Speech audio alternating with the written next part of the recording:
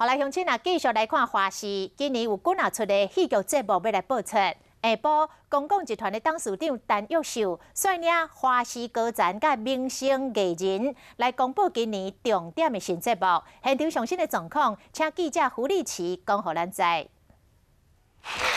好的，主播各位观众，华视下午举行了节目发表会，邀请到招牌节目《天才冲冲冲》、超级同学会的主持群，还有制作团队，他们陆续发布了今年将推出的新节目，戏剧包括华视精选剧场8部电视电影、自制8点档，还有新闻节目《真相急先锋》，共计推出16个全新节目。国网集团的董事长陈玉秀也到了现场加油打气。那最重要的，我想要跟大家传递一个讯息，就是我们华视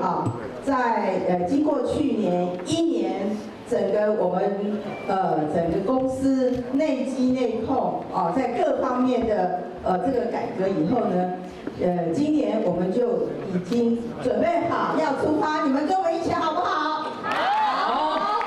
董事长期许创作团队和优质节目的制作单位能有更多的资源活水。以上是现场的最新情形，我们把镜头交还给棚内。